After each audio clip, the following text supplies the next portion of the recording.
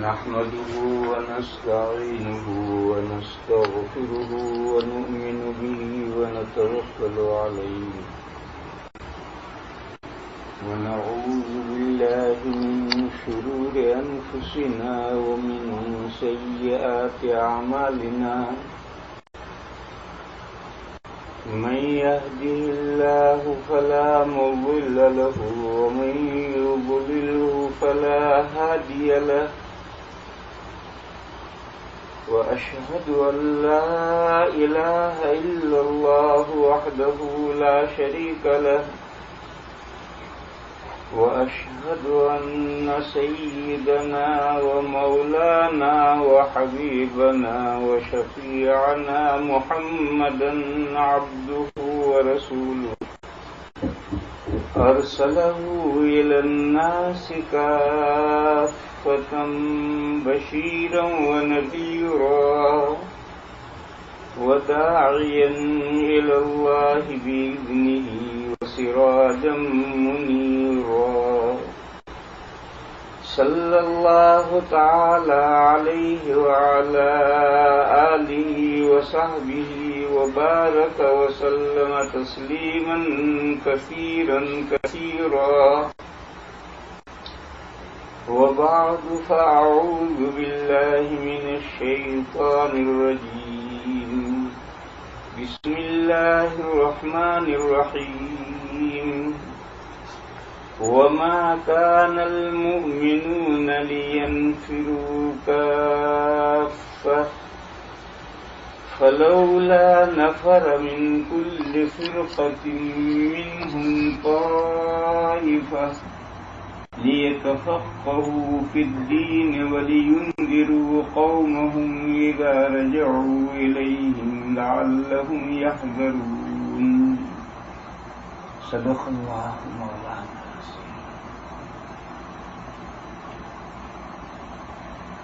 بزرگان محترم اور معزز بھائیوں،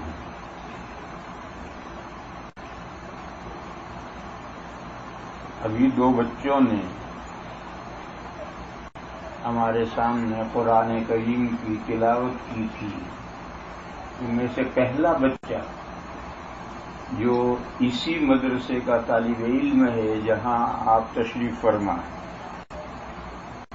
اس نے جو دو آیتیں پڑھی تھی ان میں سے یہ دوسری آیت ہے سورہ توبہ کی آیت۔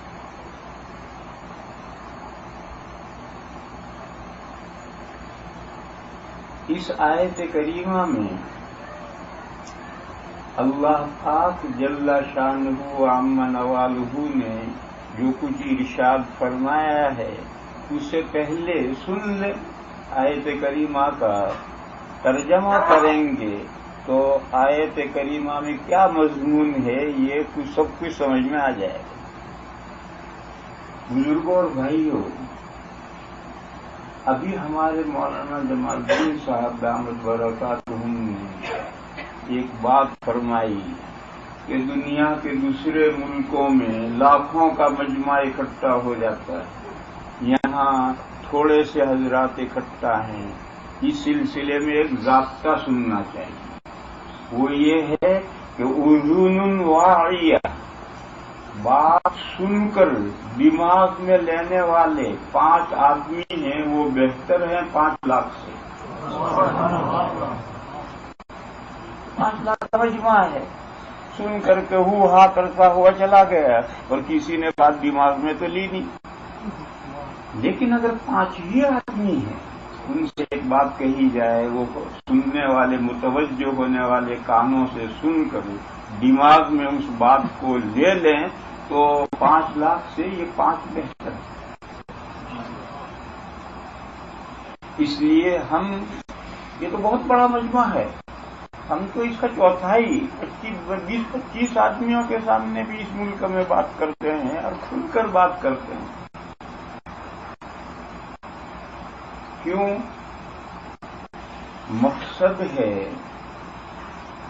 دین کا پیغام پہنچانا، جہاں تک آواز پہنچے۔ بعض مرتبہ ہم بات کہتے ہیں، جو سنتے ہیں وہ کہیں سے کہیں تک بات پہنچاتے ہیں، یہی ایک مقصد ہے۔ لہذا ہمارے نزدیک مجمع کتنا بڑا ہے اس کی کوئی اہمیت نہیں۔ ہمارے نزدیک اہمیت یہ ہے کہ بات سننے والے سن رہے ہیں غور سے، یا ادھر سے داخل ہوا ادھر سے گیا، آمنے سامنے تو کام ہے، ادھر سے آتا ہے ادھر جاتا ہے، ایسے سننے کا کوئی فائدہ نہیں۔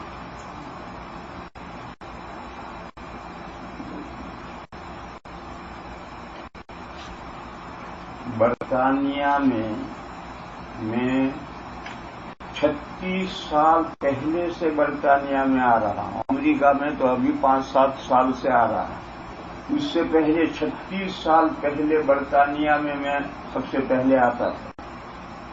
تو لندن میں ایک دوست ہے،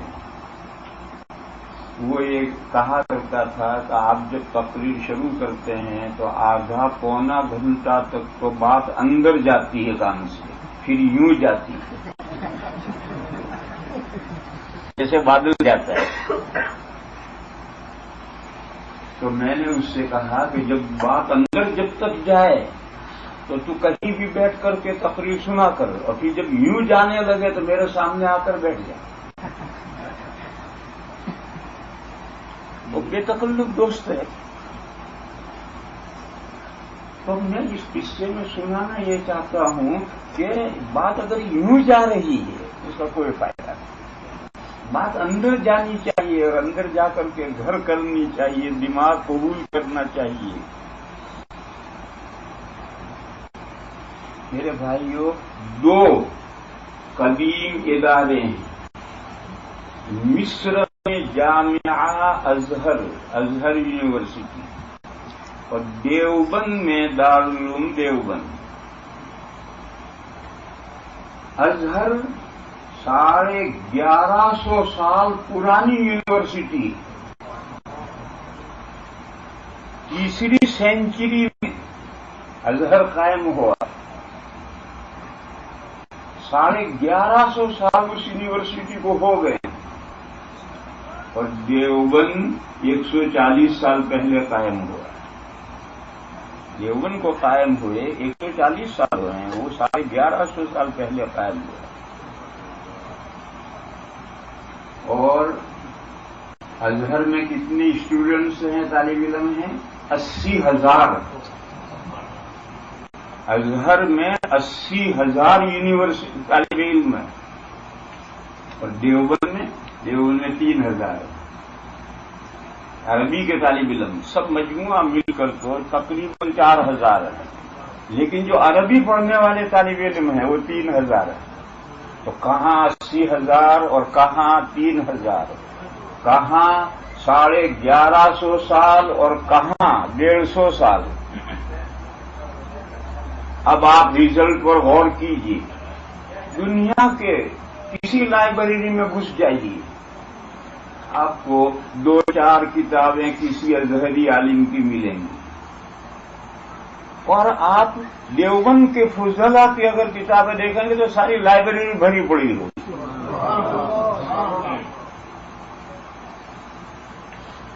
آپ پورے امریکہ میں ڈھونڈیں، شاید آپ کو 1، 2، 3، 4 ازہری عالم ملیں گے، اور اگر آپ پوری امریکہ کا جائزہ لیں تو آپ ہزاروں میں دیوبند کے فضلاء کو پائیں گے۔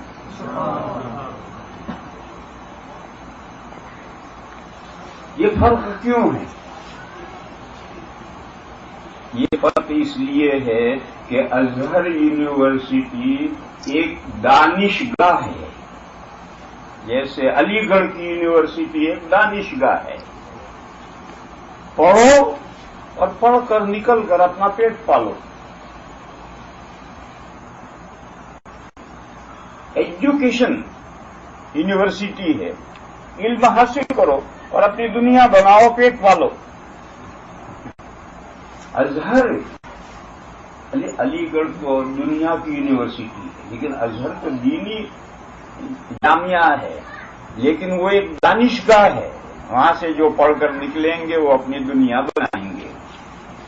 اور دیوبند ایک تحریک ہے، ایک مشن ہے. دیوبند دانشگاہ نہیں، دیوبند ایک تحریک ہے اور ایک مشن ہے. وہاں سے جو پڑھ کر نکلتا ہے وہ دین کا درد لے کر نکلتا ہے اور دنیا میں جہاں تک پھیل سکتا ہے وہاں پہنچتا ہے اور دین کی داد بیل ڈالتا ہے. یہ دیوبند میں اور ازہر یونیورسٹی میں فرق ہے. یہ دانشگاہ ہے، یہ تحریک ہے احیاء دین کی. دنیا میں دین اسلام کو زندہ کرو. ایک مثال میں آپ کو سمجھاؤں، اس مثال میں ذرا غور کرو. کوئی بھی آپ شاندار سے شاندار محل بنائیں، اگر آپ اس محل کی دیکھ بھال 100 سال تک نہ کریں تو 100 سال ہوتے ہوتے چھت میں مکڑیاں جالے بنا دیں گے اور وہ جالے سب لٹک آئیں گے. دیواروں پر جو پینٹ ہے وہ پھیکا پڑنا شروع ہو جائے گا، بہت سی جگہ سے اڑ جائے گا، دھبے پڑ جائیں گے. صحن جگہ جگہ اس میں گڑھے اور کھڈے پڑ جائیں گے.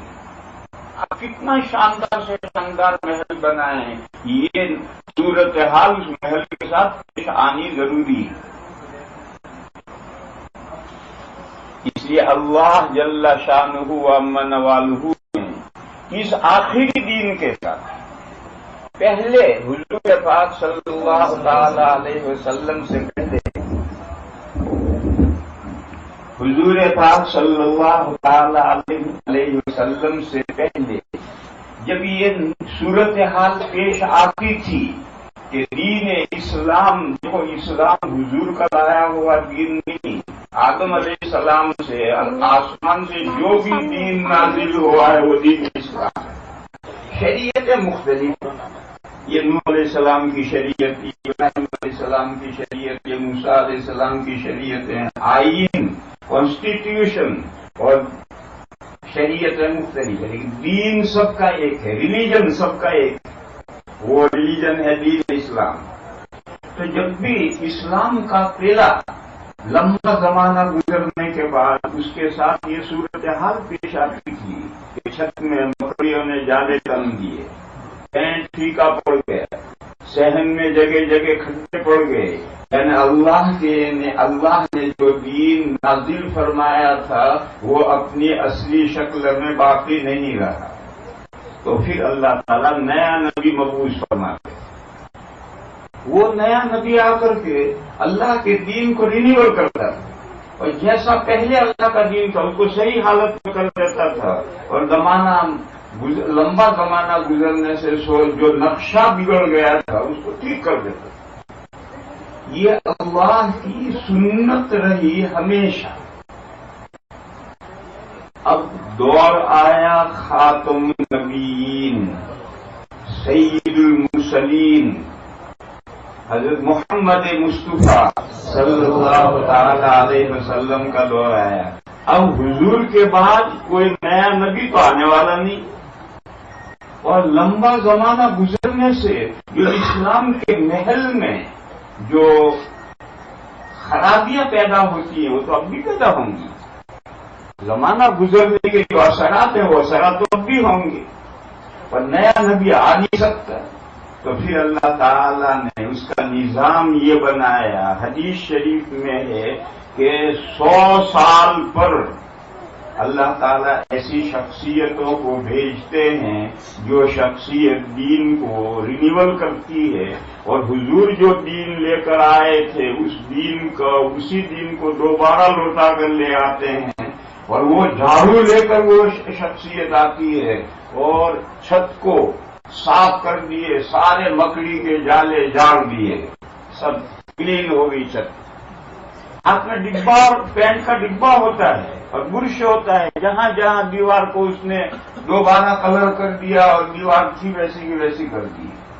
ساتھ میں تسلے میں مسالہ اور ہاتھ میں کرنی لے کر آتا ہے. صحن میں جہاں کھڈے پڑے ہیں وہ سب کھڈے بھر کر کے صحن بالکل صاف کر دیا. جیسا دین نبی پاک صلی اللہ تعالی علیہ وسلم لے کر آئے تھے اور انسانیت کو سونپ کر گئے تھے، دین کو اس کی اصلی حالت کی طرف وہ مجدد لوٹا دیتا ہے. مجدد والی حدیث آپ نے سنی ہوگی اور وہ یہی حدیث ہے. مجدد کی ضرورت کیا ہے؟ سوال پیدا ہوتا ہے کہ مجدد کی ضرورت کیا ہے. وہ ضرورت میں سمجھا رہا ہوں کہ کتنا بھی شاندار آپ محل بنائیں تو زمانہ گزرنے کے ساتھ اس محل کا نقشہ، اس محل کی صورتحال بگڑتی ہے، خراب ہوتی ہے. ریت رواج دین میں داخل ہو جاتے ہیں. لوگوں کے ریت رواج ہیں وہ دین کا جز بن جاتے ہیں. کچھ لوگ اپنی طرف سے کچھ نئی باتیں دین میں داخل کرتے ہیں اور وہ دین کا جز بن کر کے معروف ہو جاتی ہیں. کچھ چیزیں دین کی لوگ چھوڑ دیتے ہیں اور وہ دین کے اجزاء ہوتے ہیں اور وہ دین کے سے لوگ خارج کر دیتے ہیں. یہ ایک لمبا زمانہ گزرنے کے ساتھ یہ صورتحال ضرور پیش آتی ہے. محل کے ساتھ وہی صورتحال دین کے ساتھ بھی پیش آتی ہے. اس لیے نبی پاک صلی اللہ تعالی علیہ وسلم کے بعد چونکہ نبوت کا سلسلہ موقوف ہو گیا، آخری پیغمبر قصر نبوت کی آخری اینٹ لگ گئی. اب قصر نبوت میں کوئی گنجائش نہیں. اور جو زمانہ گزرنے سے جو نقشہ بگڑے گا وہ تو اب بھی بگڑے گا. تو اس کا انتظام اللہ تعالیٰ نے یہ کیا کہ نبی پاک صلی اللہ تعالی علیہ وسلم کے بعد 100 سال یعنی لانگ پیریڈ. 100 سال کے معنی ٹھیک 100 سال نہیں. اور پھر ہر جگہ کے 100 سال الگ ہوتے ہیں. ہر ملک پوری دنیا کے 100 سال نہیں، ہر علاقے کے ہر جگہ کے لانگ پیریڈ کے بعد جب دین میں کمیاں نہ پیدا ہو جاتی ہیں تو اللہ تعالیٰ ایک ایسا شخصیت کو اٹھا کھڑے کرتے ہیں جو دین کا اصلی حالت کی طرف دین کو پلٹتا ہے اور پلٹ کر کے حضور پاک صلی اللہ تعالی علیہ وسلم جو دین لائے تھے اس دین کو امت کے سامنے پیش کرتا. ایسا وقت جب آتا ہے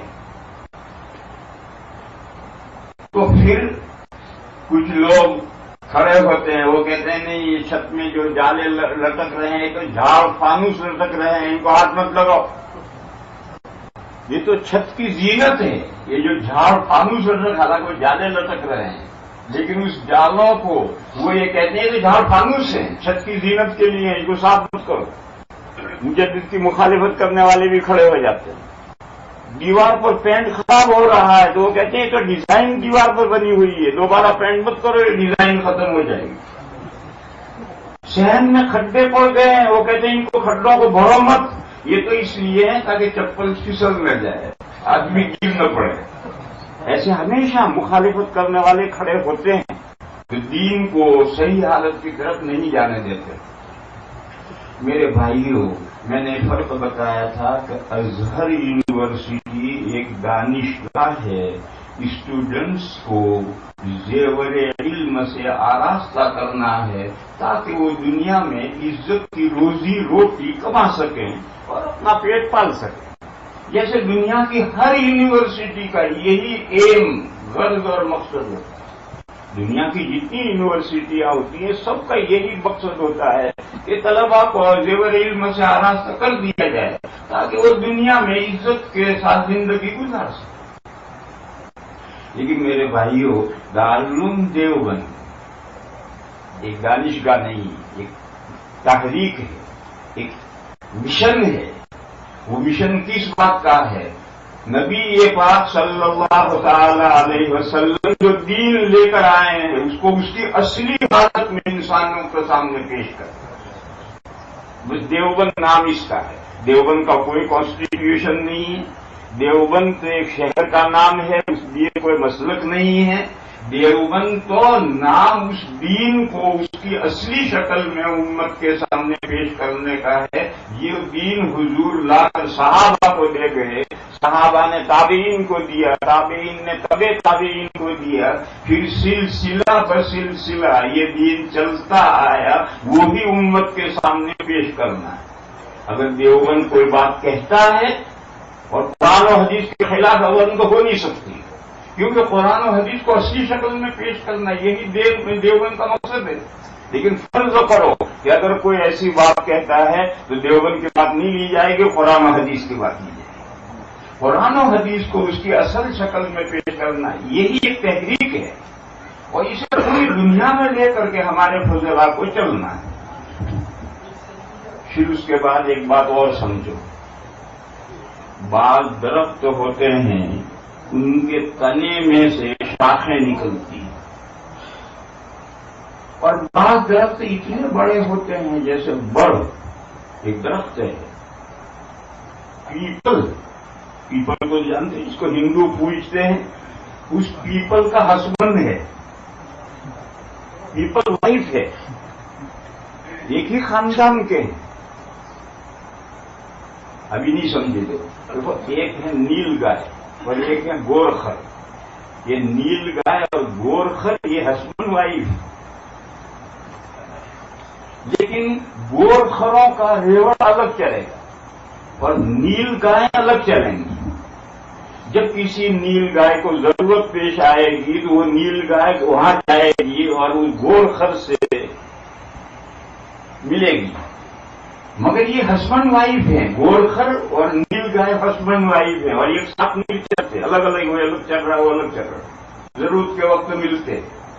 ایسے پیپل اور بڑ یہ ہسبینڈ وائف ہے، لیکن بظاہر ایسا معلوم ہوتا ہے کہ پیپل اور طرح کا درخت ہے، وہ اور طرح کا درخت ہے، حالانکہ وہ ایک طرح کے درخت ہے۔ تو بعض بڑ ایک 1000 سال کے زمین پر موجود ہیں، اور اتنے بڑے ہیں بیگھا 2 بیگھے میں ایک ہی درخت پھیلا ہوا ہے، اور اسی میں شاخیں نکلتی رہتی ہیں، بڑھتا رہتا ہے بڑھتا رہتا ہے۔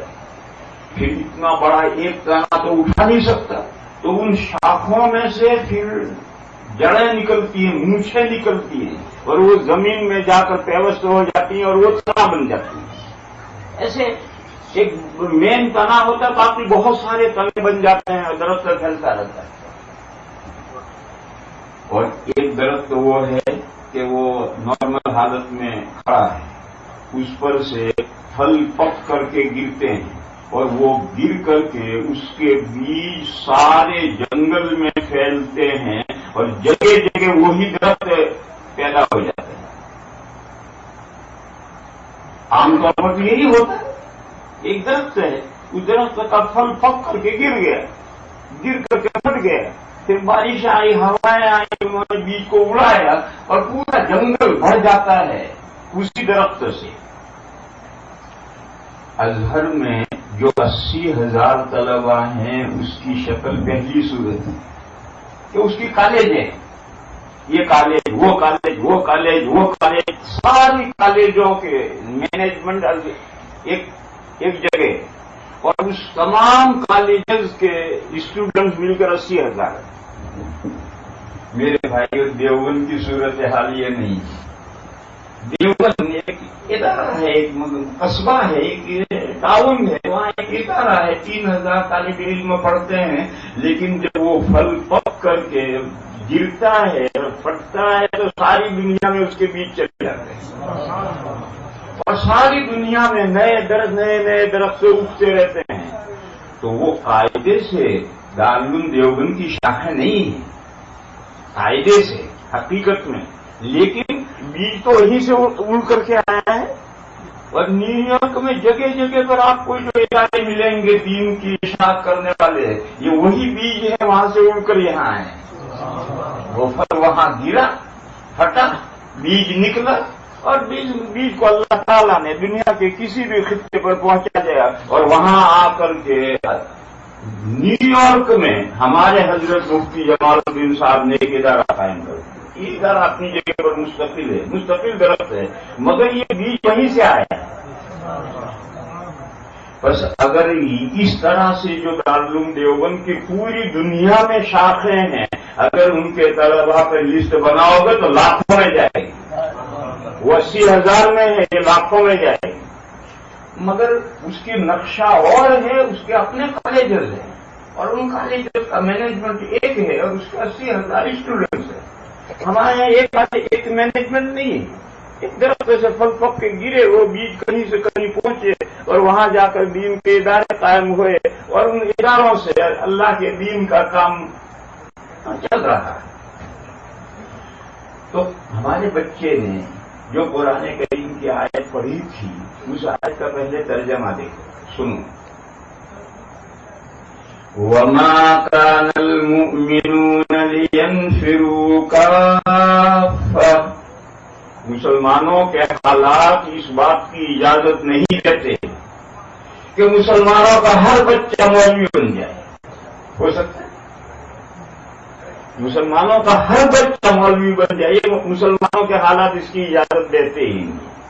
دنیا میں سبھی کام کرنے ہیں، کھیتیاں بھی کرنی ہیں، تجارتیں بھی کرنی ہیں، دوسرے کام بھی کرنے ہیں، ٹیکنیک کے کام بھی کرنے ہیں، مسلمان کا ہر بچہ مدرسے میں داخل ہو کر کے مولوی بن گئے، کیسے ہو سکتا ہے؟ ممکن ہی نہیں۔ وما كان المؤمنون لينفروا كافة، مسلمانوں کے حالات اس کی ہرگز اجازت نہیں دیتے کہ سارے ہی بچے مسلمانوں کے۔ دیکھو ہمارے یہاں انڈیا میں پچھلے دنوں میں ایک کمیشن بٹھایا تھا گورنمنٹ نے، اس کمیشن نے یہ رپورٹ دی کہ مکاتب اسلامیہ میں مسلمانوں کے بچے 4% آتے ہیں، دارالعلوم نہیں، یہ جو جگہ جگہ مکتب ہیں ان مکتبوں میں مسلمانوں کے بچے 4% آتے ہیں۔ 96% بچے مکتب کی تعلیم سے بھی بے رہا ہے۔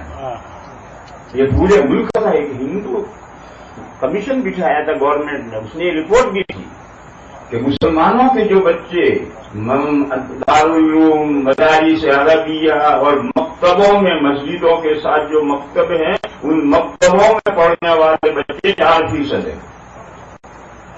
آپ کہیں گے کہ مکتب تو جگہ جگہ ہیں، 4% کیسے ہیں؟ آپ اپنے ہی شہر پر ذرا نظر ڈال کر جائزہ لے لیں کہ مسلمانوں کے بچے مکتب میں کتنے پڑھنے آتے ہیں، کتنے مسلمانوں کے بچے ہوئے جو مکتب میں بھی نہیں آتے۔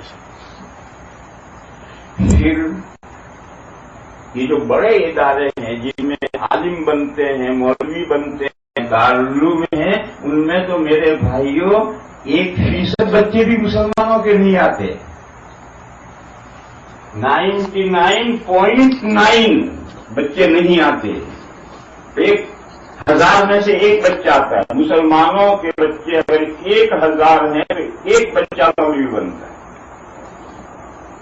اور شاید یہ بھی میں زیادہ تناسب بیان کر رہا ہوں، 1000 میں ایک بچہ بھی مولوی بننے کے لیے نہیں آتا ہے۔ کیوں؟ اللہ پاک یہی ارشاد فرما رہے ہیں وَمَا كَانَ الْمُؤْمِنُونَ لِيَنْفِرُوا كَافَّةً، مسلمانوں کے مومنوں کے احوال اس کی اجازت نہیں دیتے کہ ہر بچہ مسلمانوں کا مولوی بن جائے۔ ہمارے کچھ بھائی ہیں وہ کہتے ہیں کہ ان مولویوں کے پاس کوئی کام ہی نہیں ہے مدرسہ قائم کرنے کے علاوہ۔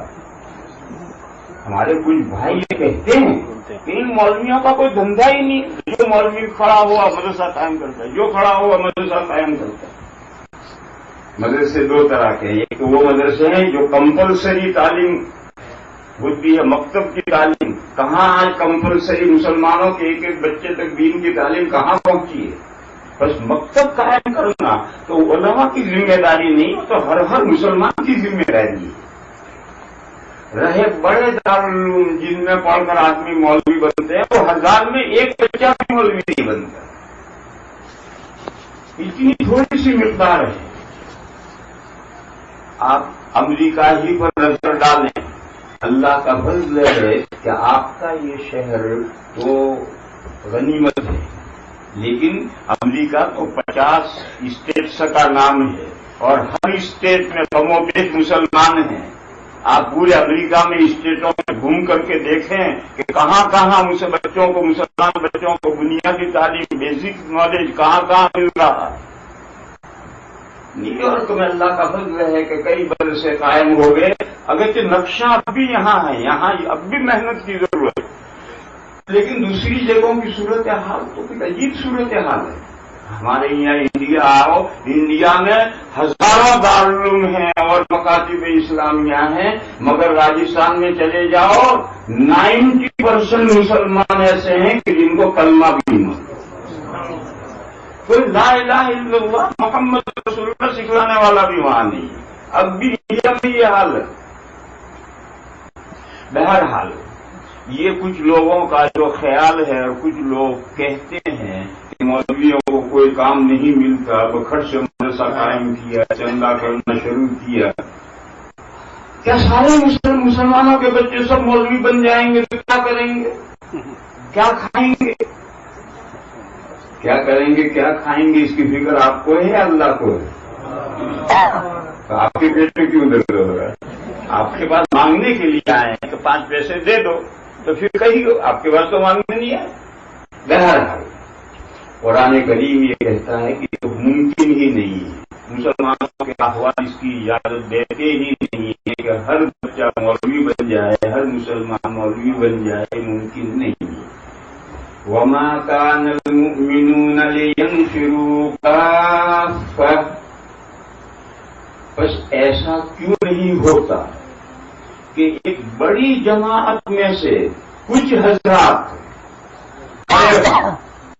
اور پورے دین کی سمجھ بوجھ حاصل کر دیں۔ فلولا نفر من كل فرقة منهم طائفة، بڑی جماعت ہے، جیسے نیو یارک ایک بہت بڑا شہر ہے، اس شہر میں سے کم 100-200 بچے تو کھڑے ہوں، 100-200 مسلمان تو کھڑے ہوں جو پورے دین کو سمجھ لیں اور عالم دین بنے، پورے دین کی حقیقت سمجھ لیں، ایسا کیوں نہیں ہوتا؟ یعنی ہونا چاہیے۔ ٹھیک ہے، مسلمان نیو یارک کے ہر مسلمان کا بچہ مولوی بن جائے، اخبار اس کی اجازت نہیں دیتے، لیکن ایسا تو ہونا ہی چاہیے کہ پورے نیو یارک میں سے 100-200 تو بچے کھڑے ہوں جو اٹھ کر کے سارا دین حاصل کریں، سارا دین سیکھیں۔ قرآن نے کہا ایسا تو ہونا ہی چاہیے۔ فلولا نفر من كل فرقة منهم طائفة، یہ کچھ لوگ جو کھڑے ہوں گے کیا کریں گے؟ لیتفقہوا فی الدین، دین کی سمجھ بوجھ حاصل کریں، دین کا سرسری علم نہیں، دین کی گہرائی میں اتر کر قرآن و حدیث کی صحیح تعبیر اور قرآن و حدیث کے صحیح مفاہیم اور قرآن و حدیث کے صحیح مطالب وہ سیکھیں گے، سمجھیں گے۔ پہلا کام تو یہ ہے۔ دوسرا کام ہے وَلِيُنذِرُوا قَوْمَهُمْ إِذَا رَجَعُوا إِلَيْهِمْ، تاکہ ڈرائیں وہ، وارننگ دیں وہ، چوکنا کریں وہ، ہوش میں لائیں وہ، غفلت سے بیدار کریں وہ، جب وہ اپنی قوم کی طرف لوٹ کر جائیں۔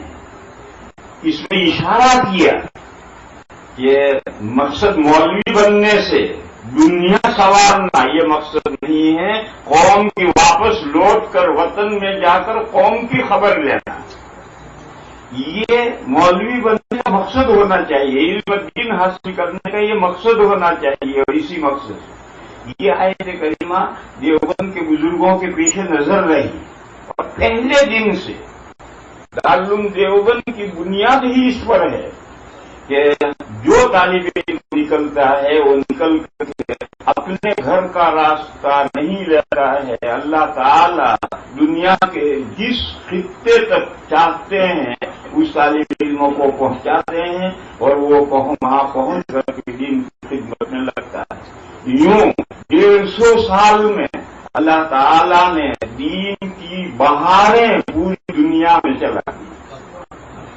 یہ وہ مضمون تھا جو میں نے بتلایا تھا کہ دیوبند ایک تحریک کا نام، ایک مشن کا نام ہے۔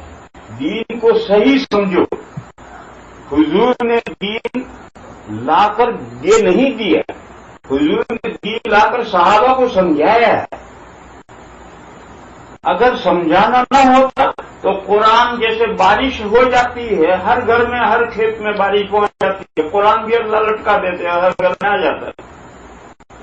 حضور کے وایا، حضور کے واسطے سے قرآن بھیجنے کی کوئی ضرورت نہیں تھی، اللہ کی نعمت ڈائریکٹ آتی ہے۔ دیکھو ہوا اللہ کی نعمت ہے، وہ وایا تھوڑی آتی ہے، ڈائریکٹ آتی ہے۔ بارش اللہ کی ایک نعمت ہے، وہ وایا تھوڑی آتی ہے، ڈائریکٹ آتی ہے۔ رزق اللہ کی ایک نعمت ہے، وہ وایا تھوڑی آتا ہے، ڈائریکٹ آتا ہے۔ ہیلتھ تندرستی اللہ کی ایک نعمت ہے، وہ کسی کے وایا تھوڑی آتی ہے، ڈائریکٹ آتی ہے۔ تو دین یہ بھی اللہ کی بہت بڑی نعمت ہے۔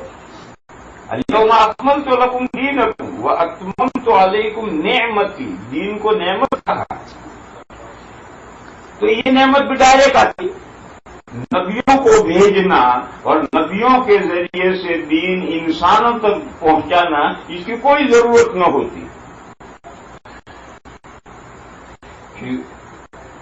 اللہ نے نبیوں کے ذریعے سے کیوں بھیجا ہے؟ اس لیے کہ اللہ کی جو کتابیں نازل ہوئی ان کو سمجھانا نبیوں کا کام ہے، وہ نبی سمجھائیں گے۔ قرآن کریم میں ہے وَأَنزَلْنَا إِلَيْكَ الذِّكْرَ لِتُبَيِّنَ لِلنَّاسِ مَا نُزِّلَ إِلَيْهِمْ وَلَعَلَّهُمْ يَتَفَكَّرُونَ، اور اتارا آپ کی طرف قرآن کریم کو، وَأَنزَلْنَا إِلَيْكَ الذِّكْرَ، یہ قرآن کریم ہم نے آپ کی طرف اتارا ہے، لِتُبَيِّنَ لِلنَّاسِ، تاکہ کھول کر سمجھائیں آپ لوگوں کو، مَا نُزِّلَ إِلَيْهِمْ، وہ قرآن جو لوگوں کی طرف اتارا گیا ہے، جو قرآن در حقیقت انسانوں کی طرف اتارا گیا ہے، لیکن وایا رسول اللہ آیا ہے۔ وایا رسول اللہ کیوں آیا ہے؟ تاکہ قرآن حضور لوگوں کو پہنچائیں بھی اور کھول کر سمجھائیں بھی۔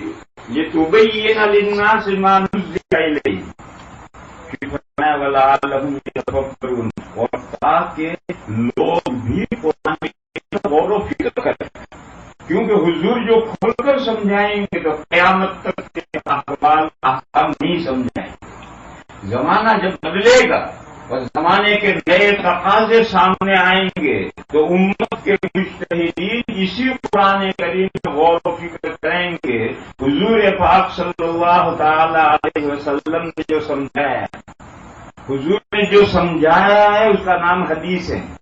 یہ جتنی حدیثیں ہیں یہ سب حضور نے قرآن کریم کو سمجھایا ہے، تو حضور کے سمجھانے کو اسوا بنا کر اپنی نگاہوں کے سامنے رکھ کر ہر زمانے کے مجتہدین اپنے زمانے کی ضروریات قرآن و حدیث میں سے نکال کر کے بیان کریں گے، لعلہم یتفکرون، تاکہ لوگ سوچیں قرآن کریم اور ہر زمانے کی ضرورتیں قرآن کریم سے نکالیں۔ اس سے کیا نکلا کہ قرآن حضور کے ذریعے اس لیے نازل کیا گیا کہ حضور قرآن صحابہ کو کھول کر سمجھائیں گے۔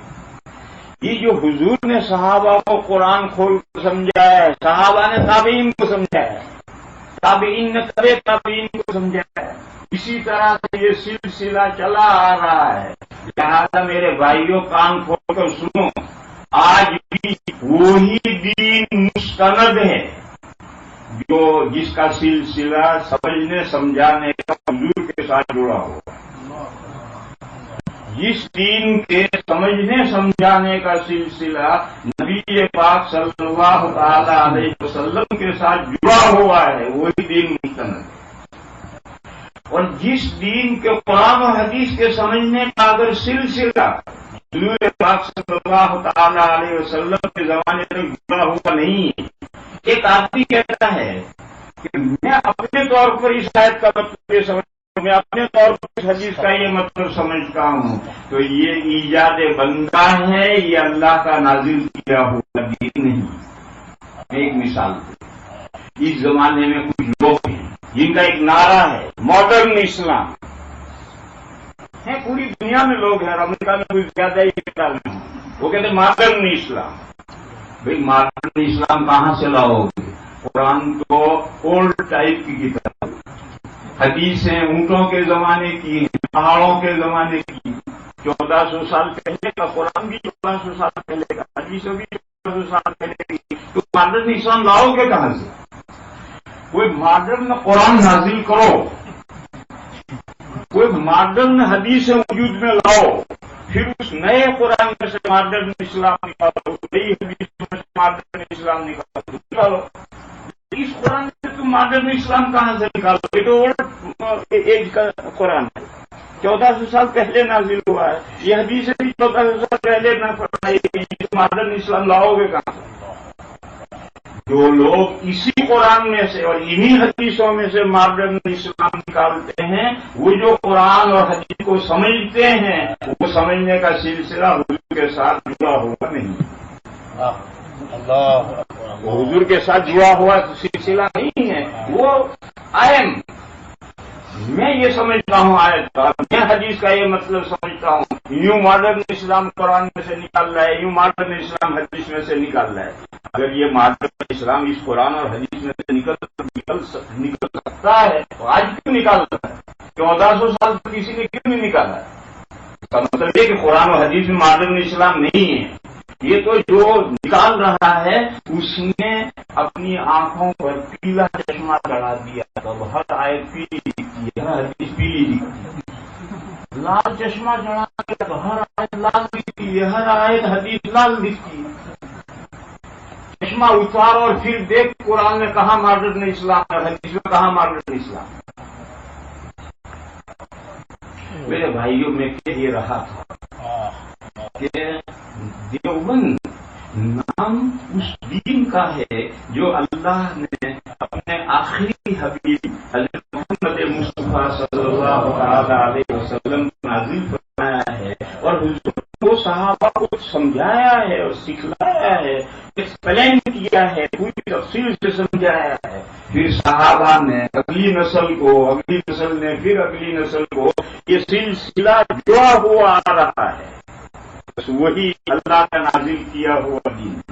اور میں نے کہا کہ ہر زمانے میں بہت سی تبدیلیاں، زمانہ لمبا گزرنے کے بعد بہت سی تبدیلیاں آتی ہیں. ان تبدیلیوں کو ختم کرنے کے لیے ایک لانگ پیریڈ کے بعد اللہ تعالیٰ مجددین بھیجتے ہیں دین کی تجدید کر. اب سمجھو، مجدد ہمیشہ 1% ہونا ضروری نہیں، اور ساری دنیا کے لیے 1% ہونا بھی ضروری نہیں. آپ غور کیجیے، آج تو ساری دنیا ایک فیکٹری بن گئی، ایک گھر بن گیا، لیکن آج سے پہلے کمیونیکیشن اتنا عام نہیں ہوا تھا. ذرائع ایک جگہ سے دوسری جگہ، مواصلات کے ذرائع بھی اتنے عام نہیں ہوتے تھے. اور ساری دنیا کو ایک لمبے عرصے تک پتہ ہی نہیں تھا کہ امریکہ کوئی وزیر اعظم ہے اور وہاں بھی انسانی آبادی ہے یا نہیں. تو اس زمانے میں ساری دنیا کے لیے ایک مجدد کیسے آئے گا، کیسے کام کرے؟ زمانے میں ہر جگہ کے الگ الگ مجدد آتے. اسی طریقے ہر علاقے کے لیے، ہر زمانے کے لیے الگ الگ مجدد آتے تھے. معلوم ہوا کہ مجدد 1% ہونا ضروری نہیں ہے، مینی پرسن بھی مجدد ہو سکتے ہیں. اب اس بات کو سمجھ لو کہ اس دور آخر میں دین کی تجدید کا کام اللہ تعالیٰ نے دارالعلوم دیوبند سے لیا ہے.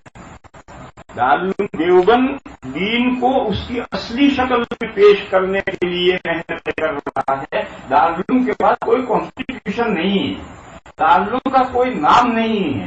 دارالعلوم تو قرآن اور حدیث کا جو حضور کے زمانے سے سلسلہ اس کے مطلب کا رہا ہے، اس خالص مطلب کو، اس پیورٹی کے ساتھ، کوئی ملاوٹ نہیں ہونی چاہیے، اس میں کوئی ملاوٹ نہیں ہونی چاہیے، خالص اس دین کو امت کے سامنے پیش کرنے کا نام دیوبند ہے. اور یہ ساری دنیا میں جو دارالعلوم پھیلے ہوئے ہیں، بڑے بڑے دارالعلوم قائم ہیں، جیسا کہ آپ کا معلوم صاحب کا ادارہ ہے، دوسرا ہمارے دوست قرآن و سننا ہے، اور معلوم ہے کون کون ہے، بخور میں بڑا دارالعلوم ہے. یہ اس درخت کے بیج ہیں جو پھل پک کر گرا اور وہ ٹوٹا اور ٹوٹ کر وہ ساری دنیا میں بکھر گئے اور جگہ جگہ وہ نئے درخت اڑ گئے. تو اگر یہ باقاعدہ برانچز نہیں ہیں، شاخیں نہیں ہیں، دیوبند کی شاخیں نہیں ہیں، اگر یہ بھی غیر رسمی شاخیں ہیں، یہ اسی درخت کے اگے ہوئے بیج ہیں. تو اللہ شانہ والوں نے یہ مضمون بیان کیا کہ ہر مسلمانوں کا ہر بچہ مولوی بن جائے یہ تو ممکن نہیں. لہذا ہر بڑی جماعت میں سے کچھ لوگ کھڑے ہونے چاہیے. یہاں رک کر ایک مضمون سمجھو. انڈیا کے مولوی ساری دنیا میں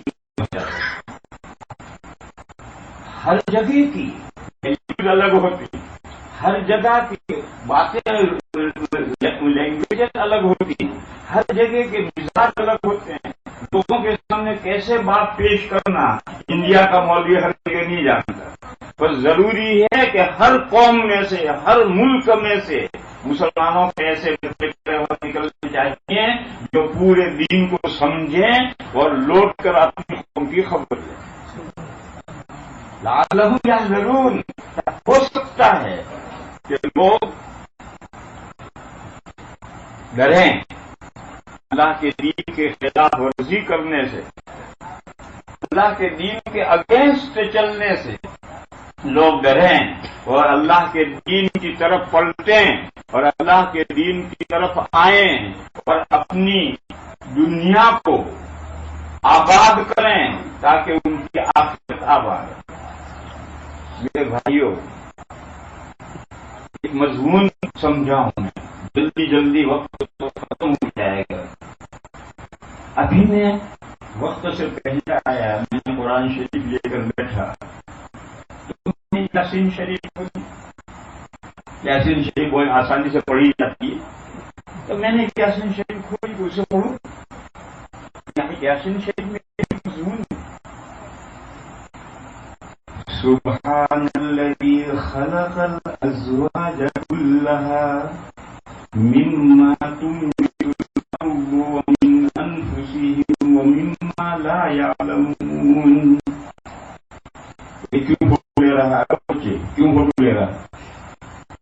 پاگل ہو رہا ہے کیا؟ فوٹو مت لو گے، فوٹو حرام ہے. جس کو فوٹو لینا اس کے باہر چلے جاؤ. جس کو فوٹو لینا اس کے باہر جاؤ. جو چیز حرام ہے وہ مسجد میں بیٹھ کر حرام کام ڈوب مرو.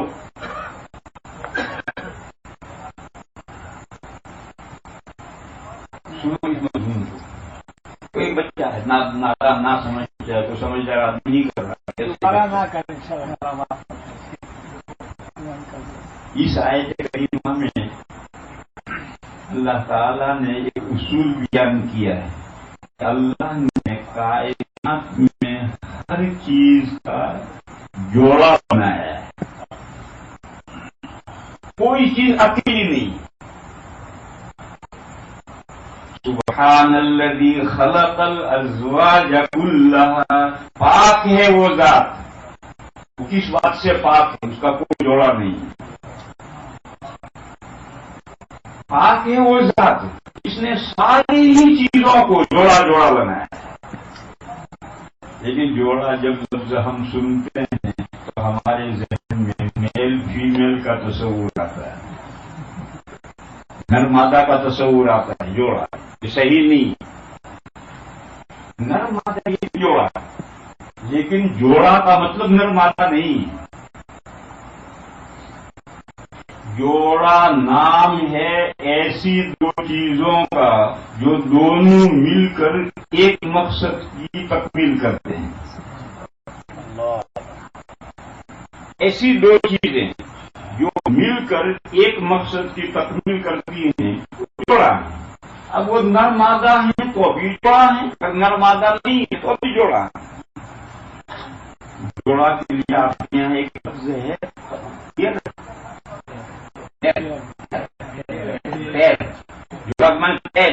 پیر کے لیے نر مادہ ہونا ضروری نہیں. دو چیزیں مل کر ایک مقصد کی تکمیل کریں تو پیر ہیں، جوڑا ہے. دیکھو دو چپلوں کو کیا کہتے ہیں، دو جوتوں کو کیا کہتے ہیں؟ جوڑا. کہاں نر مادہ ہے؟ مگر دونوں چپلوں کو، دو جوتوں کو جوڑا کہتے ہیں. کیوں جوڑا کہتے ہیں؟ اس لیے کہ دونوں چپل مل کر ایک مقصد کی تکمیل کرتے ہیں. وہ ایک مقصد کیا ہے ابھی نہیں سمجھے، ابھی سمجھے بغیر اللہ اکبر کہہ رہے ہیں.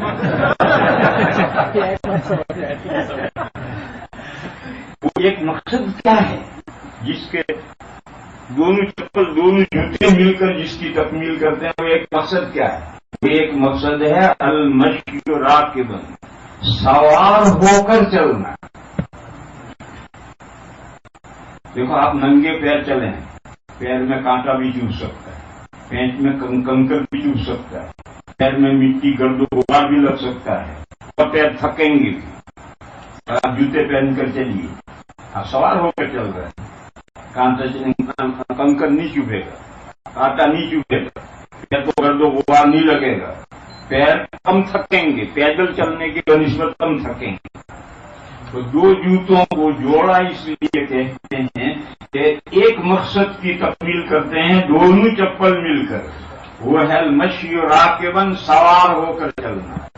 دیکھو سوار ہو کر چلنے کی بے شمار شکلیں ہیں. ایک اعلیٰ درجہ ہے ہوائی جہاز میں اڑو، یہ بھی سوار ہو کر چلنا، تو یہ اعلیٰ درجہ ہے. اور کم سے کم درجہ یہ ہے کہ پیروں میں کچھ پہن کر چلو، تو تم سوار ہو کر چل رہے ہو. جیسے گھوڑے پر، سائیکل پر، موٹر سائیکل پر آپ بیٹھ کر چل رہے ہو تو پیر میں نہ کوئی کنکر چوبے گا، نہ کانٹا چوبے گا، نہ گرد و غبار لگے گا، نہ پیر تھکیں گے. جوتے پہن کر چلنے سے بھی ایک مقصد حاصل ہوتا ہے، اور یہ مقصد اس وقت کا حاصل ہوگا جب آپ دونوں پیروں میں چپل پہن کر چلیں. ایک پیر میں چپل ہے، ایک میں خالی ننگا ہے، تو وہ مقصد حاصل نہیں ہوگا.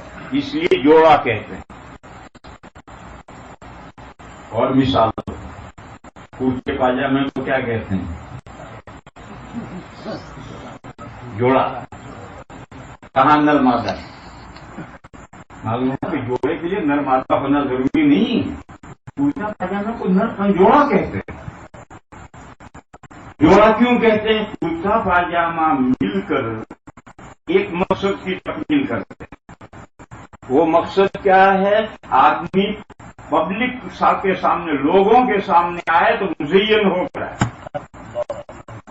یہ ایک مقصد ہے. کرتا پاجامہ مل کر اس مقصد کی تکمیل کرتے ہیں. اگر صرف پاجامہ پہن کر آئے تو مقصد حاصل نہیں ہوگا، صرف کرتا پہن کر آئے وہ مقصد حاصل نہیں ہوگا. قرآن کریم میں لباس کے 3 درجے بیان کیے. یا بنی آدم قد انزلنا علیکم لباسا یواری سوآتکم وریشا لباس التقوی ذالک خیر. اے آدم کے بیٹو، یا بنی آدم، ہم نے تمہارے لیے لباس پیدا کیا ہے 3 درجوں کا. ایک لباس تو وہ ہے جو تمہارے ننگا پہ کو چھپا، یواری سوآتکم، یہ کمپلسری لباس ہے، فرض عین ہے. ہر حال میں ننگا پر چھپانا ہے. ناک کے نیچے سے لے کر گھٹنے کے نیچے تک کا جو حصہ ہے اس کا چھپانا یہ فرض عین ہے. ہر حال میں اس کو چھپانا ہے. ایک لباس تو ہم نے تمہیں یہ پیدا کیا. دوسرا لباس پیدا کیا ہم نے ریشم، پرندوں کے لیے پر جو کام کرتے ہیں اس ایسا لباس ہم نے تمہارے لیے پیدا کیا. کبوتر ہے، اگر سارے پر اکھاڑ دو کبوتر ہے، کیسا گونڈا معلوم، اور سارے پروں کے ساتھ کبوتر پرندہ کتنا خوبصورت معلوم ہوتا. تو صرف لنگی پہن کر، چڈی پہن کر، ناک سے گھٹنے تک چھپا کر کے سڑک پر گھومیں کیسا برا معلوم ہوگا. اور ایک دوسرا ہے جو کرتا پاجامہ پہن کر کے لوگوں کے سامنے آیا تو جیسا پرندہ پروں سے خوبصورت ہوتا ہے، یہ کرتا پاجامہ پہن کر کے خوبصورت ہو کر لوگوں کے سامنے آیا. وریشن، ایک درجہ ہم نے لباس کا یہ اتارا ہے کہ جو پرندے کے لیے جو پر کام کرتے ہیں وہ لباس کام کرتا ہے. وہ کرتا اور پاجامہ مل کر وہ کام کرتے ہیں، ایک کپڑے سے وہ مقصد حاصل نہیں ہوتا. یہاں رک کر کے ایک مسئلہ سمجھو. ٹوپی کا تو ذکر نہیں آیا. آج کل کچھ بھائی کہتے ہیں زمانہ بدل گیا ہے، اب تو ہم بڑے سے بڑے کے ملنے کے لیے پرائم منسٹر سے، وزیر اعظم سے، بادشاہ سے بڑے سے ملنے کے لیے جاتے ہیں، کھلے سر جاتے ہیں۔ کھلے سر رہنا فیشن ہے، نماز کھلے سر نہیں ہوتی۔ جواب یہ کہ کھلے سر نہیں، کرتے کے بغیر بھی ہوتی، کھلے سر نہیں کرتے کے بغیر بھی ہوتی۔ تو کیوں آتا مسجد؟ اور تو خود کہہ رہا ہے کہ کھلے سر بڑے سے بڑے آدمی کے پاس جاتے ہیں، یہ ایک فیشن ہے۔ تو فیشن میں نماز پڑھے؟ فیشن کے کیا معنی ہے؟ غیروں کا طریقہ۔ فیشن کا مطلب ہے لباس پہننے کا غیروں کا طریقہ ہے۔ فیشن تو کہتے ہی اس کو ہے۔ جگہ جگہ دکانوں پر فیشن لکھ رکھے، ان فیشنوں میں کیا ہے؟ غیروں کے طریقے پر لباس بنے ہوئے ہیں۔ تو کیا غیروں کے طریقے پر بنے ہوئے لباس میں نماز پڑھے گا یا اسلامی لباس میں نماز پڑھے گا؟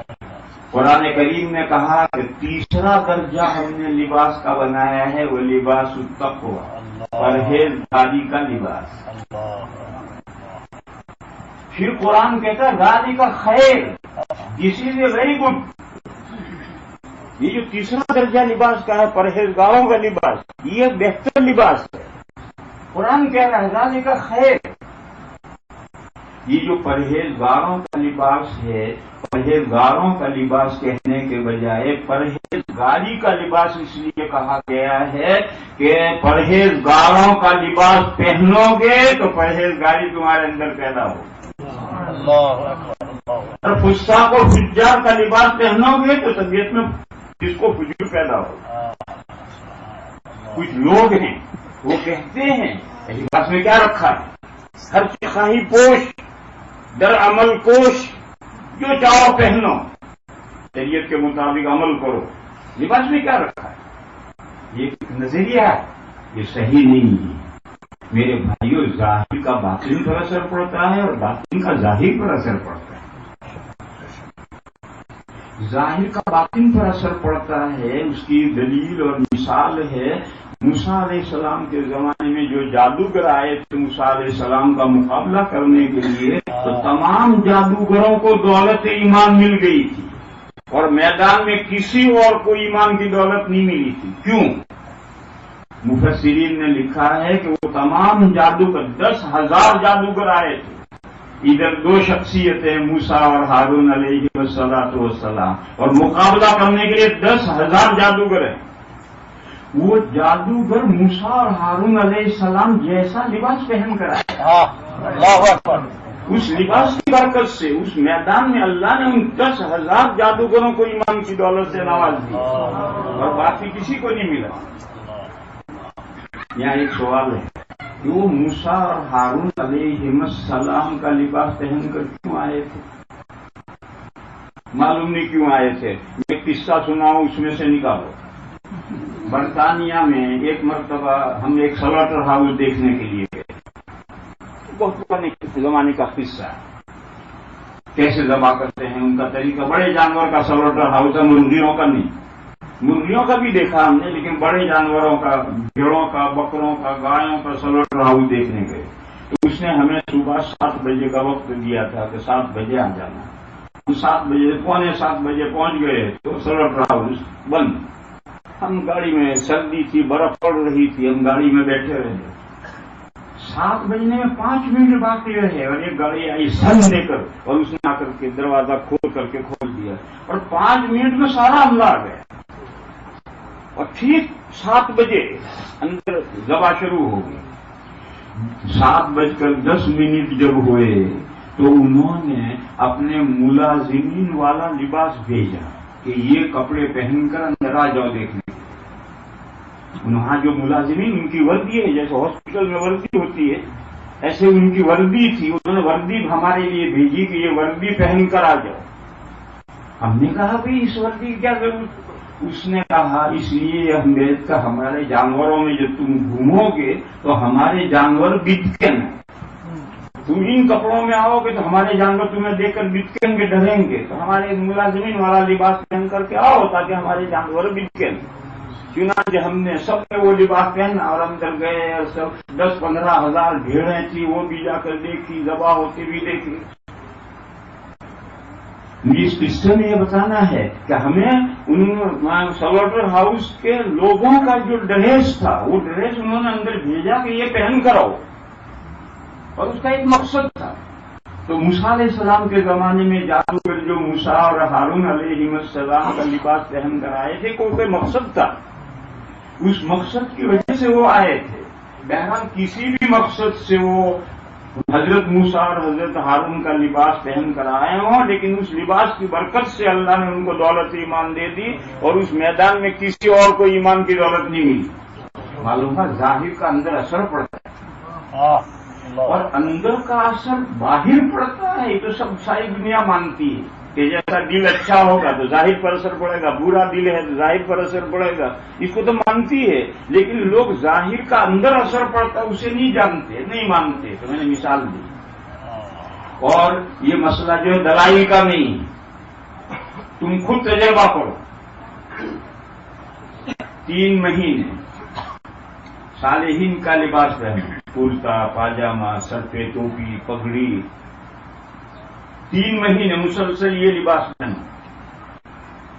پھر اگلے 3 مہینے اوقاتوں کا لباس پہنو، فساق و فجار کا لباس پہنو، آدھے ننگے آدھے پہنے ہوئے، اور پھر اپنی طبیعتوں کا اندازہ کرو کہ ان 3 مہینوں میں تمہارے دل کا کیا حال رہا، اور ان 3 مہینوں میں تمہارے دل کا کیا حال رہا۔ جس کا جی چاہے ایکسپیرینس کر لے، باقی یہ دماغ سے بھوسا نکالو کہ باہر کا اندر کا اثر نہیں پڑتا، یہ بات نکالو، اور تجربہ کر کے 3 مہینے اس طرح کا لباس پہنو، 3 مہینے اس طرح کا لباس پہنو، تم اپنے دلوں کے احوال کا خود گواہی دو گے کہ ان 3 مہینوں میں قلب کا یہ حال رہا، ان 3 مہینوں میں قلب کا یہ حال رہا۔ بہرحال صالحین کا جو لباس ہے، قرآن نے کہا کہ تیسرا درجہ ہے وہ لباس التقویٰ۔ لباس المتقین کہنے کے بجائے لباس التقویٰ اس لیے کہا کہ اگر تم پرہیزگاری پیدا کرنا چاہتے ہو اپنے اندر تو متقین کا لباس پہنو، ان لباس پہننے سے تمہارے تقویٰ خود بخود پیدا ہو جائے۔ پھر قرآن کریم نے کہا کہ یہ جو لباس کے 3 درجے ہیں ان میں سے ذالک کا خیر، یہ جو تیسرا درجہ ہے لباس کا یہ بہترین لباس ہے۔ اب میرے بھائیو یہ سوچو کہ نماز ٹوپی کے بغیر ہوتی یا نہیں ہوتی، تو رہنے دو، وہ نماز تو کرتے کے بغیر بھی ہو جاتی ہے۔ سوال یہ ہے کہ کیسے لباس میں نماز پڑھنی چاہیے، سوال یہ ہے، اس پر غور کرو کہ کیسے لباس میں پہننی چاہیے۔ قرآن کہہ رہا ہے کہ ذالک کا خیر، بہترین لباس یہ پرہیزگاروں کا، نیک بندوں کا لباس ہے، لہذا اللہ کی بارگاہ میں جب حاضر ہو تو اسی اچھے لباس میں آ جانا چاہیے۔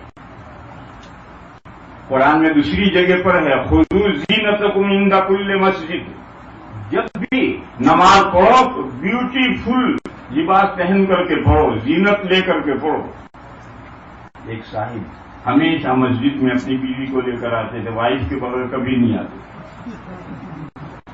کسی نے پوچھا کہ بھائی تم اکیلے کبھی کیوں نہیں آتے، ہمیشہ وائف کو لے کر آتے ہو؟ کہاں قرآن میں حکم ہے اللہ کا۔ ارے کہاں ہے؟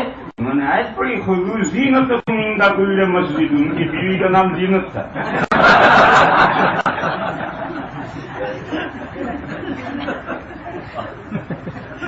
لا الہ الا اللہ۔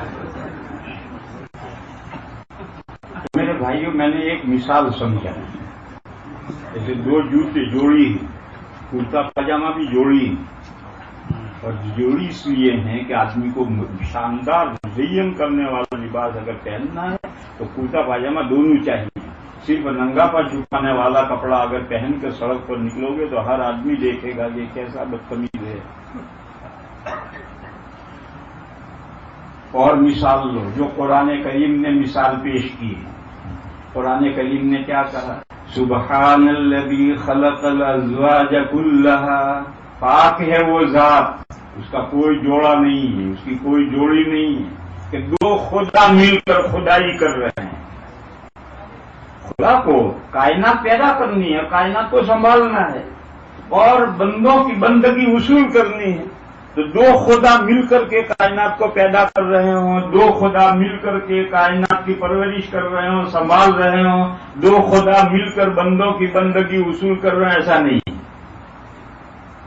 لو کان فیہما آلہۃ الا اللہ لفسدت، اگر ایک سے دو خدا ہوتے تو یہ کائنات وجود میں نہ آتی.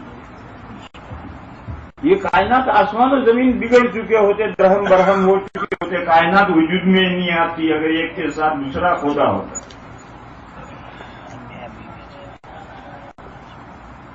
فرمایا مما تنبت الارض، زمین جو اگاتی ہے اس میں بھی جوڑا جوڑا ہم نے بنایا. دیکھو ایک ہے غذا اور ایک ہے تلہن. تلہن جانتے ہو؟ ہر وہ چیز جس میں سے تیل نکلتا ہے.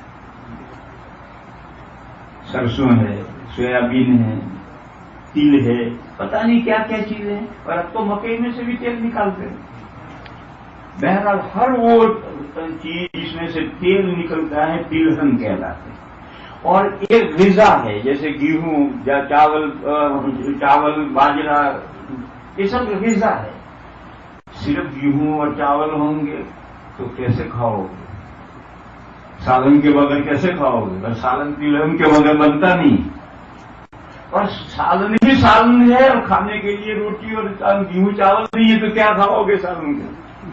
تو تلہن اور غذائیں مل کر کے غذا بنتی ہے. روٹی پکاؤ، سالن پکاؤ، روٹی سالن میں لگاؤ اور کھاؤ، بڑے مزے سے کھاؤ. تو زمین میں سے جو چیزیں اگتی ہیں وہ چیزیں بھی جوڑی جوڑی ہیں. وَمِنْ أَنفُسِهِمْ، اور تمہاری ذاتوں کی بھی جوڑی بنائی، حیوانات کی جوڑی بنائی، مرد اور عورتیں، بھینسا، گائے بیل، وہ دونوں مل کر ایک مقصد کی تکمیل کرتے ہیں. وہ مقصد کیا ہے؟ وہ مقصد ہے نسل آگے بڑھانا. یہ ایک مقصد ہے. صرف مرد نسل نہیں بڑھا سکتا، صرف عورت نسل نہیں بڑھا سکتی، صرف گائے نسل نہیں بڑھا سکتی، صرف بیل نسل نہیں بڑھا سکتا. نر اور مادہ مل کر کے ایک مقصد کی تکمیل کریں گے، لہذا وہ بھی جوڑا ہے. وہ مما لا یعلمون، اور وہ چیزیں جن کو تم جانتے نہیں ہو. انسان ذرا سی دنیا جانتا ہے، انسان ذرا سی دنیا جانتا ہے. اللہ کی کائنات کتنی بڑی ہے کوئی نہیں جانتا کتنی بڑی ہے. اللہ فرما رہے ہیں کہ جس کائنات کو تم نہیں جانتے وہاں بھی جوڑی جوڑی ہم نے بنائی. پھر اللہ نے دو مثالیں دی. وَآيَةٌ لَّهُمُ اللَّيْلُ نَسْلُخُ مِنْهَا النَّهَارَ فَإِذَا هُمْ مُظْلِمُونَ. وَآيَةٌ لَّهُمْ، ان کے لوگوں کے لیے نشانی. ہم نے ہر چیز جوڑی جوڑی بنائی ہے، اس کی نشانی، دلیل، مثال. رات اور دن جوڑی ہے، رات اور دن کی جوڑی ہے. اگر صرف دن ہی دن ہو تو انسان پنپ نہیں سکتا. افرائیتم ان جعل اللہ علیکم النہار سرمدا الی یوم القیامۃ من یاتیکم بلیل تسکنون فیہ. بتلاؤ اگر دن ہی دن مسلسل اللہ تعالیٰ کر دیتے تو رات کون خدا تھا جو لاتا جس میں تم آرام کرتے؟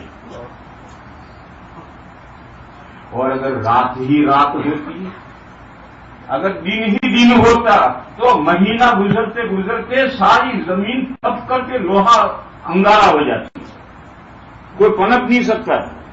اور اگر رات ہی رات مسلسل ہوتی ہے تو ہفتہ گزرتے گزرتے ساری زمین کائنات برف بن جائے.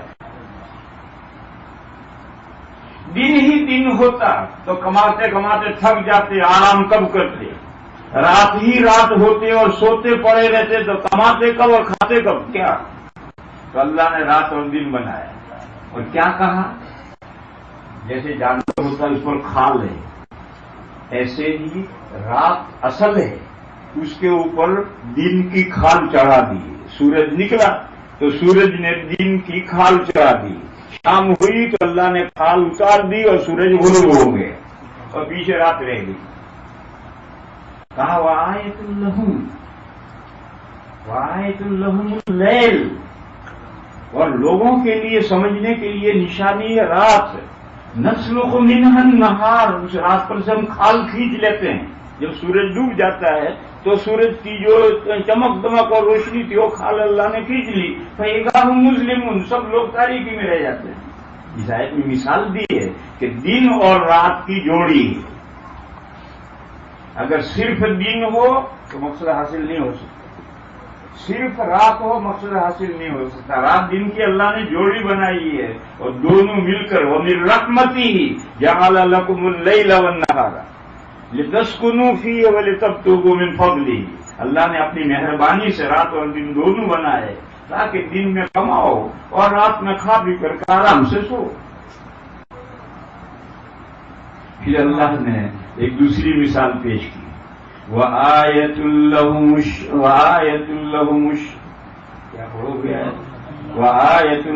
اللَّيْلُ نَسْلُخُ مِنْهُ النَّهَارَ فَإِذَا هُمْ مُظْلِمُونَ وَالشَّمْسَ تَجْرِي لِمُسْتَقَرٍّ لَهَا ذَلِكَ تَقْدِيرُ الْعَزِيزِ الْعَلِيمِ. یہ آیتیں میں سمجھاؤں گا تو بات آگے بڑھے گی. دوسری مثال اللہ نے دی کہ سورج اور چاند کی جوڑی بنائی. اللہ نے سورج اور چاند کی جوڑی بنائی. سورج اکیلا ہوتا کسی پھل میں مٹھاس نہیں پیدا ہو سکتی تھی. پھل پک تو جاتا لیکن مٹھاس نہیں پیدا ہوتی. اور چاند ہی چاند ہوتا سورج ہوتا ہی نہیں تو کوئی پھل میٹھا تو شاید ہو جائے لیکن پکتا ہی نہیں. چاند اور سورج دو بنائے ہیں. ایک پھلوں کو اور کھیتیوں کو پکاتا ہے اور ایک اس میں مٹھاس چاشنی پیدا کرتا ہے. سورج اور چاند مل کر یہ کام کرتے ہیں.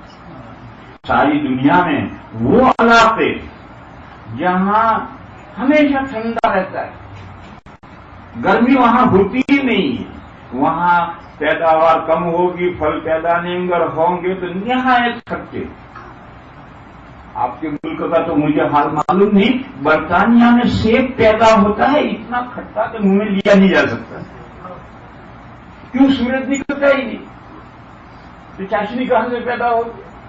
رنگت چاند سے پیدا ہوتی ہے. رنگت چاند سے پیدا ہوتی, چاشنی پکتا ہے سورج سے. تو قرآن نے دوسری مثال دی ہے کہ چاند اور سورج دو ہم نے اس لیے بنائے ہیں اور دونوں زمین کے گرد گردش کر رہے ہیں یا زمین گردش کر رہی ہے, جو بھی کر رہا ہے. بہرحال چاند اور سورج کے اثرات زمین کے پیداوار اور پھلوں پر پڑتے ہیں. بس چاند اور سورج کی جوڑی بنائی ہے, دونوں مل کر ایک مقصد کی تکمیل کرتے ہیں. قرآن کریم نے ایک دوسری جگہ پر ایک اور مثال دی. فرمایا وَالسَّمَاءَ بَنَيْنَاهَا بِأَيْدٍ وَإِنَّا لَمُوسِعُونَ وَالْأَرْضَ فَرَشْنَاهَا فَنِعْمَ الْمَاهِدُونَ وَمِن كُلِّ شَيْءٍ خَلَقْنَا زَوْجَيْنِ لَعَلَّكُمْ تَذَكَّرُونَ. قرآن نے کہا آسمان اور زمین کی جوڑی بنائی ہے. آسمان اور زمین کی جوڑی بنائی. آسمان اور زمین مل کر ایک مقصد پورا کرتے ہیں. وہ مقصد کیا ہے؟ زمین پر اللہ نے حیوانات پیدا کیے. ان حیوانات کا ذریعے معاش وہ کیا کھائیں گے, پیئیں گے اور کیسے زندہ رہیں گے, اس کے لیے اللہ نے آسمان اور زمین بنائے. آسمان برستا ہے, زمین اگاتی ہے. حیوانات کھاتے پیتے ہیں اور زندہ رہتے ہیں. اگر آسمان ہوتا تو برستا ہی رہتا, زمین ہوتی نہیں تو اگاتا کون؟ اور زمین ہوتی اور وہ آسمان ہوتا ہی نہیں اور برستا ہی نہیں تو زمین کہاں سے اگاتی؟ آسمان اور زمین مل کر کے ایک مقصد کی تکمیل کرتے ہیں کہ آسمان برستا ہے, زمین چیزیں اگاتی ہیں اور زمین پر جو اللہ نے حیوانات پیدا کیے ہیں ان کی زندگی کا سامان اللہ نے اس طرح پیدا کیا. پھر قاعدہ کلیہ بیان کیا وَمِن كُلِّ شَيْءٍ خَلَقْنَا زَوْجَيْنِ لَعَلَّكُمْ تَذَكَّرُونَ.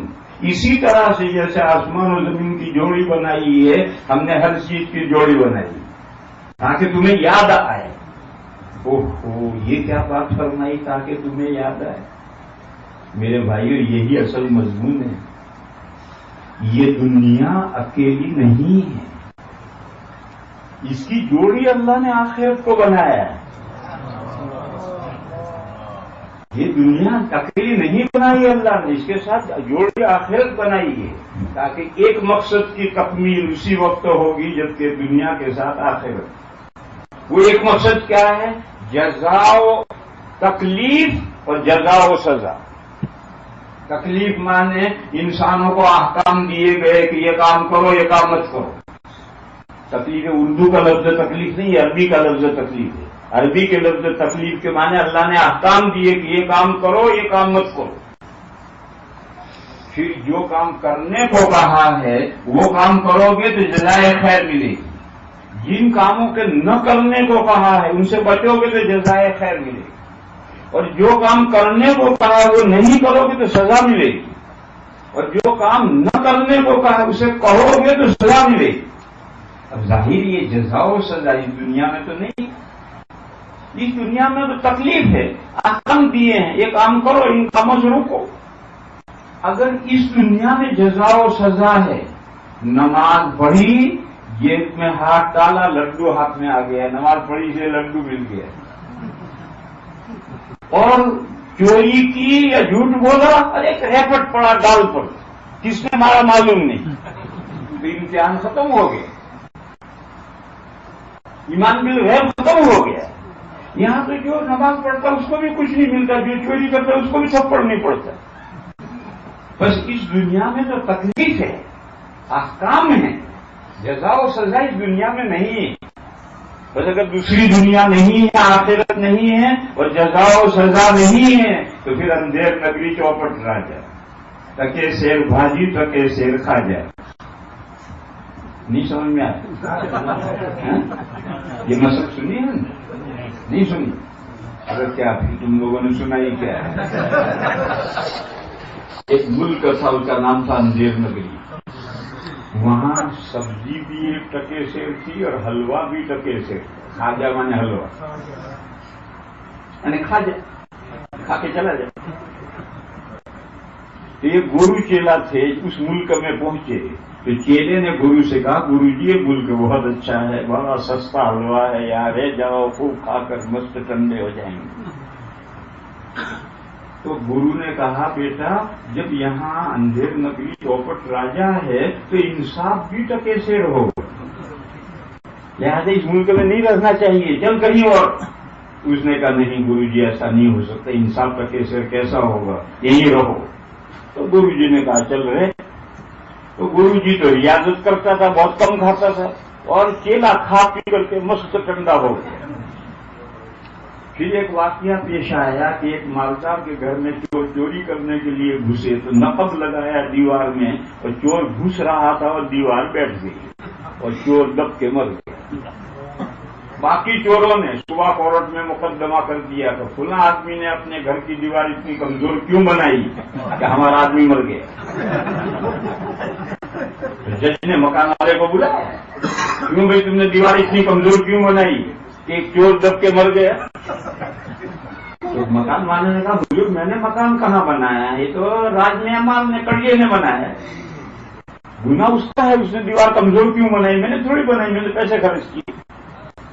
تو جج نے کہا ویری گڈ، بلاؤ راج کو۔ راج مہمان بلایا گیا، اس سے کہا بھی تو نے دیوار اتنی کمزور کیوں بنائی، یہ چور دب کے مر گئے۔ تو راج نے کہا حضور گارا دینے والے نے پتلا گارا دیا تو دیوار کمزور بنی، تو قصور تو گارا دینے والے کا ہے، میرا کیا قصور؟ میں کہا ویری گڈ، بلاؤ گارا دینے بنانے والے کو۔ گارا بنانے والے صاحب آئے، کیوں بھائی گارا تم نے پتلا بنا کے کیوں دیا؟ اس نے کہا حضور میرا کیا قصور ہے، بہشتی نے پانی زیادہ ڈال دیا تو گارا پتلا ہو گیا۔ بہشتی وہ گجراتی میں اردو میں کہتے بھشتی، اس کا اصل لفظ بہشتی ہے، اصل لفظ یہ بہشتی ہے، لوگوں میں بھشتی مشہور ہوا۔ ہاں ٹھیک ہے بولا ابھی بہشتی کو، بہشتی ہے کیوں پانی کیوں ڈالا زیادہ؟ اس نے کہا حضور ہوا یہ کہ میں مشق سے پانی ڈال رہا تھا اور ایک لمبا تڑنگا لمبو جی ایک لمبی ٹوپی پہنے ہوئے عجیب گزرے اکپش وہاں سے گزرا، بس میں اس کو دیکھتا ہی رہ گیا، پانی زیادہ پھینک بالکل ویری گڈ، بلاؤ اس لمبے کو، لمبو جی کو بلاؤ، وہ اس وقت وہاں سے کیوں گزرا؟ لمبو جی آئے، ان سے پوچھا بھی اس وقت کیوں گزرا، ان کے پاس کوئی جواب نہیں تھا۔ تو جج نے فیصلہ کر دیا کہ پھانسی پر چڑھاؤ گے، وہ مزدور مر گیا تھا اس کے بدلے میں پھانسی پر چڑھاؤ۔ اب پھانسی پر لے گئے، پھانسی کا پھندا تھا بڑا اور وہ پتلو جی تھی، لمبو جی بھی تھے پتلو جی تھے، اور وہ گلے میں پھندا پورا پھنستا نہیں اور مرتا نہیں، تو بادشاہ سلامت کو اطلاع کی کہ حضور ایک آدمی کو پھانسی دینی ہے، وہ بہت پتلا دبلا ہے، پھانسی کا پھندا بڑا ہے. تو بادشاہ نے کہا شہر میں ڈھونڈو جو موٹا مل جائے اس کو لا کر. اب جو شہر میں ڈھونڈنے نکلے تو وہ جو چیلا تھا وہ کافی پر موٹا ہو گیا. تو پولیس والے پکڑ کے لائے چل. تو اس نے گرو جی سے کہا گرو جی بچاؤ. تو گرو جی نے کہا میں نے پہلے کہا تھا کہ یہاں انصاف بھی تو کیسے ہو. اس نے کہا حضور جو کچھ ہوا مجھے بچاؤ. کہنے لگ تو جا. جب پھانسی کا وقت آئے گا تو ایک مجمع اکٹھا ہوگا تو مجمع میں میں کھڑا ہوں گا. تو مجمع میں تجھ سے آخری خواہش پوچھی جائے گی پھانسی دینے سے پہلے تو تو کہنا کہ وہ ایک سادھو جی ہیں میں ان سے ملنا چاہتا ہوں میرے پاس آئیے. خیر وہ سب مجمع اکٹھا ہو گیا. پھانسی دینے کا وقت آیا. وہ آخری خواہش پوچھی. انہوں نے کہا فلاں آدمی سے ملنا ہے. وہاں گئے. دونوں کانوں کانا خوشی کرتے رہے. بہت دیر تک کوئی باتیں کرتے رہے. پھر دونوں پھانسی کھانے کی طرف بڑھ رہے ہیں. وہ کیلا آگے بڑھ رہا ہے اس کو پیچھے گھسیٹ رہا تھا. وہ آگے بڑھ رہا ہے. دونوں لڑ رہے ہیں میں کھاؤں. وہ کہتا ہے میں باقی کھاؤں.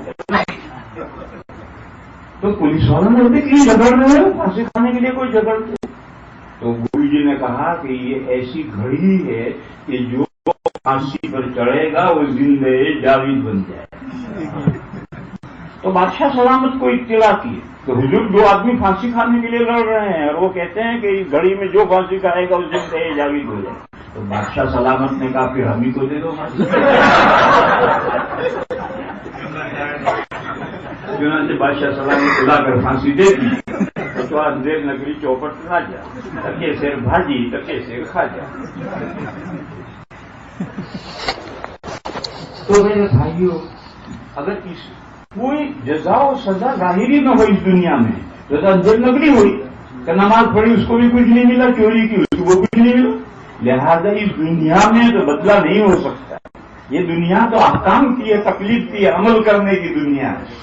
بس لا محالہ جزا و سزا کے لیے دوسری دنیا چاہیے. اس دوسری دنیا کا نام آخرت ہے. یہ دنیا اور آخرت کے پیر ہیں, یہ دونوں مل کر کے جوڑا ہیں, دونوں مل کر کے ایک مقصد کی تکمیل کرتے ہیں.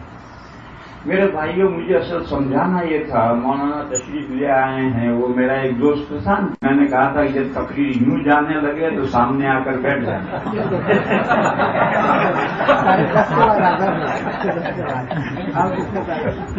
مولانا تشریف لے آئے اس کا مطلب بات بند کرو. خیر مجھے یہ بتانا ہے کہ علم اور عمل یہ بھی پیر ہیں, یہ بھی جوڑی ہے. علم بذات خود بیکار ہے اور عمل علم کے بغیر کیسے کرو گے عمل؟ آپ عمل کرنا چاہتے ہیں, دین پر عمل کرنا چاہتے ہیں تو پہلے دین کا علم حاصل کرو گے تبھی تو عمل کرو گے.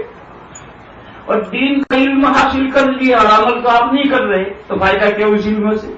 علم کہ رہے حق نہ نمائے جہالت. جو علم اللہ کا راستہ نہ دکھائے وہ علم کہاں ہے؟ تو جہالت ہے. اور عمل کرنا چاہتے ہو تو پہلے علم چاہیے. اور میرے بھائیوں میں نے بتایا تھا کہ یہ دنیا دارالعمل ہے. بس اس دارالعمل میں صحیح عمل کرنے کے لیے آپ کو علم کی ضرورت ہے, اور علم آپ کو ملے گا انہی مدرسوں سے. اب جو بڑی عمر کے ہو گئے وہ تو مدرسے میں آ کر پڑھنے کے لیے بیٹھنے سے بچے. پھر آپ کے بچے مکتبوں میں جائیں گے, بڑے مدرسوں میں جائیں گے, وہ دین تعلیم الاسلام پڑھ کر آئے. جب بچہ آئے تو آپ ماں باپ دونوں بچے کو لے کر بیٹھے ہیں کہ بیٹا آج کیا پڑھ کر آیا نے سنا. تو ایک صفحہ جو پڑھ کر آیا ہے تعلیم الاسلام میں وہ پڑھ کر سنائے, اس کو آپ سنیں اور اس طرح سے علم حاصل کریں. باقی علم دین کا علم حاصل کرنا ہر مسلمان پر فرض ہے, کسی عمر کا ہو, کسی جگہ کا ہو, علم دین. کیونکہ علم اور عمل پیر ہیں, جوڑی ہیں. علم کے بغیر اگر علم کے ساتھ عمل نہیں ہے علم بیکار ہے, اور عمل اگر علم نہیں ہے تو علم کے بغیر عمل کرے گا کیسے؟ بس یہ جو مدارس اسلامیہ ہیں یہ علم اس لیے پڑھاتے ہیں تاکہ ہم اس پر عمل کر سکیں، اور یہ دنیا دار العمل ہے، اس دنیا میں ہم عمل کریں گے تو اگلی دنیا میں ہم جزائے خیر پائیں گے، اور اگر اس دنیا کو بے عملی میں یا بد عملی میں ہم نے گزار دیا تو پھر آخرت ہماری برباد ہو جائے گی۔ وآخر دعوانا ان الحمد للہ۔ درود شریف پڑھ لو بھائی، دعا کر لیں۔ اللهم صل وسلم وبارك على سيدنا ومولانا محمد وعلى آل سيدنا ومولانا محمد بعدد من صلى وسلم۔ یا الہ العالمین ہماری نیکیوں کو قبول فرما، یا اللہ ہماری خطاؤں سے درگزر فرما، یا اللہ ہمیں دین پر مضبوط فرما، میرے حبیب صلی اللہ علیہ وسلم کے دین کو لے کر ساری دنیا میں پھیلانے کا ہمیں حوصلہ اور جذبہ عطا فرما۔ پوری دنیا میں تیرے حبیب کے دین کے تعلق سے جو خدمات ہو رہی میرے مولا سب کو قبول فرما، ان خدمات میں ہمیں حصے دار بنا۔ اے میرے مولا تبلیغ کی خدمات ہوں، مکاتب اسلامیہ کی خدمات ہوں، مدارس اسلامیہ کی خدمات ہوں، میرے مولا اس کام کو آگے بڑھانے میں ہمیں حصے دار بنا۔ اے میرے مولا اس ادارے کو قبول فرما، اس ادارے میں پڑھنے والوں کو علم نافع عمل صالح عطا فرما، اس ادارے کی اور دوسرے تمام اداروں کی مدد کرنے والوں کی جان میں، حال میں، اولاد میں برکت پیدا فرما۔ یا اللہ اس ملک کے مسلمانوں کی حفاظت فرما، یا اللہ اس ملک کے مسلمانوں کو دین کا نمائندہ بنا، یا اللہ دین کو لوگوں کے سامنے پیش کرنے کے لیے ان کو حوصلہ عطا فرما۔ یا اللہ ہماری دعاؤں کو اپنے فضل و کرم سے قبول فرما، ہم میں جو بیمار ہیں انہیں شفا کاملہ عطا فرما، ہم میں جو ناتواں اور کمزور ہیں انہیں طاقت عطا فرما۔ یا اللہ ہم میں جو مقروض اور پریشان حال ہیں ان کی پریشانیوں کو دور فرما۔ مولا ہماری مغفرت فرما، ہمارے ماں باپ کی مغفرت فرما، تمام مسلمان مردوں کی اور مسلمان عورتوں کی مغفرت فرما۔ سبحان ربک رب العزت عما یصفون وسلام علی المرسلین والحمد للہ۔